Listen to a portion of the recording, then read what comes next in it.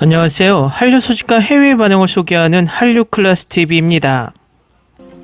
오늘은 한국 새로운 콘텐츠로 글로벌 인기에서 미국과 경쟁이란 제목의 미국 버라이어티 기사와 이 기사의 데이터로 현재의 넷플릭스 K-드라마 상황을 분석해 드리겠습니다. 이 기사를 보면 미국 넷플릭스나 디즈니 플러스가 K-드라마를 이용을 하지만 왜 지역적으로 시간차 차별 방송을 하는 비정상적인 방영 행태를 보여주는지 확실하게 그 이유를 알 수 있습니다. 또 왜 넷플릭스가 일본 애니메이션을 갑자기 띄우고 있는지도 명확해집니다. 일단 기사를 보고 계속 분석해 드리겠습니다. 32개의 미국 콘텐츠들이 2022년에 출시된 가장 세계적으로 인기 있는 새로운 드라마로 TV 프로그램 상위 100위 안에 들었습니다. 지난 화요일 스페인 컨택타 픽션에서 발표된 런던과 LA에 기반을 둔 컨설팅 회사인 암페어 애널리시스의 분석에 따르면 30개의 한국 드라마가 상위 100위 안에 들었습니다. 암페어의 인기 점수는 시청률이 아니라 매월 타이틀에 의해 수신된 인터넷 검색량 추적 등 기타 측정을 기반으로 한 적절한 데이터라고 암페어의 앨리스 소프는 이 순위에 대해 명확히 했습니다. 탑10 타이틀 중 9개가 일본 타이틀이었습니다. 한국 시리즈와 일본 애니메이션의 팬덤 기반은 가장 열렬한 인터넷 사용자이기도 한 10대와 젊은 여성 인구에 집중되어 있습니다.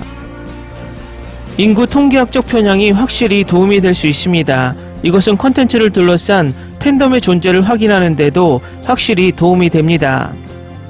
그러나 우리는 검색량 트렌드 주제뿐만 아니라 예를 들어 위키피디아와 IMDb와 같은 주요 인터넷 소스 페이지 뷰도 고려합니다라고 앨리스 소프는 버라이어티에 말합니다. 글로벌 인기 점수는 지역에 걸쳐 누적되므로 콘텐츠가 더 많은 개별 시장에서 높은 수준의 참여를 생성할수록 글로벌 상위 100위권에 나타날 가능성이 높아집니다라고 그녀는 덧붙였습니다. 결국 그녀의 요점은 여전히 성장하는 시장으로서의 초점 이동이 대중적인 OTT의 세계화를 가속하고 있다는 것입니다.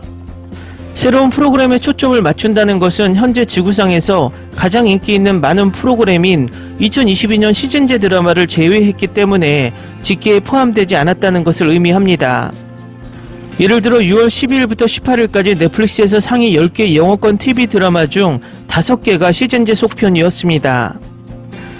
한국이 실제로 훨씬 더 높은 비율의 새로운 드라마를 출시했고 작년에 미국에서는 약 360개의 새로운 드라마가 제작된 반면 한국에서 약 140개의 드라마가 제작됐습니다라고 앨리스 소프가 말합니다.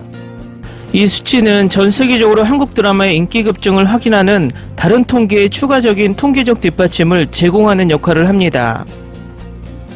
6월 12일부터 18일까지 1위인 한국의 사냥개들은 스트리밍 플랫폼에서 2021년 후반 DP, 오징어 게임과 지옥의 엄청난 인기 이후 가장 흥미롭고 인상적인 한국 넷플릭스 오리지널입니다. 넷플릭스에서 6,590만 시청 시간을 기록하며 네버 해브 아이 에버 시즌4 넷플릭스의 최고 영어권 드라마보다 더 높은 순위를 보였습니다. 기사 잘 보셨나요? 이 기사를 보면 세 가지 측면으로 현 상황을 볼 수 있습니다. 첫 번째, 이미 비율적으로 K-드라마가 미국 드라마를 현저히 앞서고 있다입니다. 그 이유는 2022년 미국 드라마는 약 360개를 제작했고 한국 드라마는 약 140개를 제작했습니다.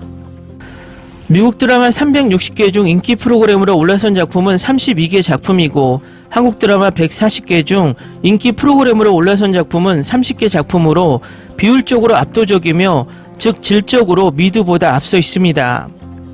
두 번째는 미국 드라마는 과거 제작된 드라마의 시즌을 계속 내면서 인기를 유지하지만 한국은 새로운 드라마들이 계속 등장하면서 인기를 유지한다는 것입니다. 이것을 분석해보면 미국은 현재 컨텐츠 소재가 고갈을 보이고 있고 미국 드라마의 인기를 유지하기 위해서 과거 히트한 드라마들을 재탕 3탕을 반복하고 있다는 것입니다.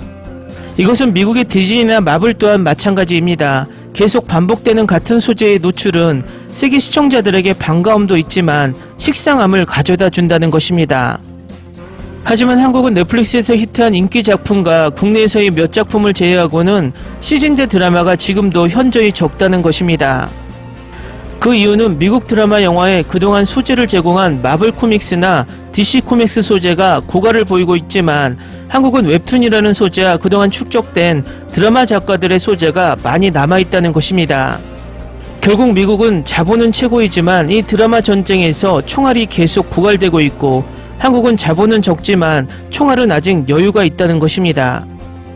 지금 미국이 할 수 있는 것은 현 상황에서 콘텐츠 생산과 질에서 이리저리를 유지해야 하기 때문에 소재는 미국의 정서와 맞지 않는 해외에서 소재를 사오거나 기존에 생산된 드라마를 재탕, 3탕을 할 수밖에 없고, 표면상 아직도 미국 드라마가 1위라는 것을 보여주기 위해서 순위집계 방식을 바꿔버리거나 경쟁 드라마인 K드라마의 방영을 지역 차별 방송이나 방영 시간을 뒤로 미뤄 미국 드라마의 순위 격차를 인위적으로 만드는 것입니다.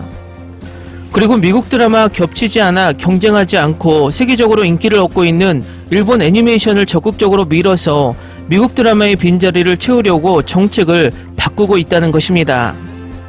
그것은 유럽의 넷플릭스 흥행의 척도인 프랑스 넷플릭스 공식 홈페이지와 남미 넷플릭스 흥행의 척도인 브라질 넷플릭스 공식 홈페이지를 보면 바로 알 수 있습니다. 이 두 넷플릭스 공식 홈페이지에 최근 올라오는 예고편들은 대부분 미국 드라마와 일본 애니메이션이 주를 이루고 있습니다. 세계 드라마를 양분하고 있는 두 나라가 위 기사의 데이터라면 넷플릭스는 경제적인 측면에서 미국 드라마, 한국 드라마의 예고편 광고를 더 많이 하는 것이 기업 이윤 측면에서 맞지만 그렇게 하지 않고 있습니다.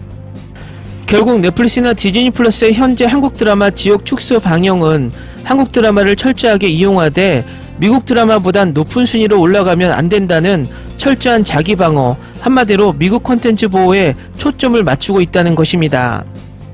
결국 이번에 넷플릭스가 4년간 3조 2천억 원을 한국에 투자한다는 것은 그동안 넷플릭스가 투자한 금액보다 투자를 줄인 것과 같습니다.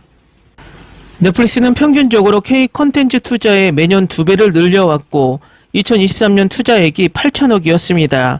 결국 4년간 K 콘텐츠 투자에 갭이 쓰여졌고 더 이상 K 콘텐츠 투자에 돈을 늘리지 않겠다는 것과 같습니다.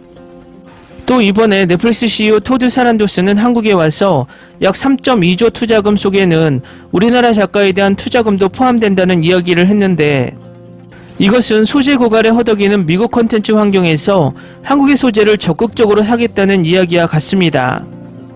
결국 미국 콘텐츠 소재 고갈을 메우기 위해서 한국 원천 소스를 사서 미드를 만들겠다는 속셈도 내포하고 있다는 것입니다.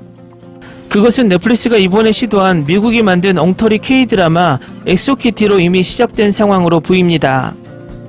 결국 K 콘텐츠가 넷플릭스라는 거대 글로벌 공룡에 잡혀먹지 않으려면 우리도 당분간 넷플릭스를 이용하되 서서히 의존도를 낮추면서 국산 OTT를 넷플릭스와 경쟁할 정도로 키워 경쟁 구도를 만들어야 넷플릭스의 시장 지배 구조상 넷플릭스와 한국 콘텐츠 사이의 갑을 관계를 개선할 수 있는 방법일 것입니다. 재밌게 잘 보셨나요? 여러분의 구독, 좋아요, 댓글, 알람 설정은 콘텐츠 제작에 큰 힘이 됩니다. 그리고 항상 하시는 일마다 대박 나시고 행복하시길 바랍니다.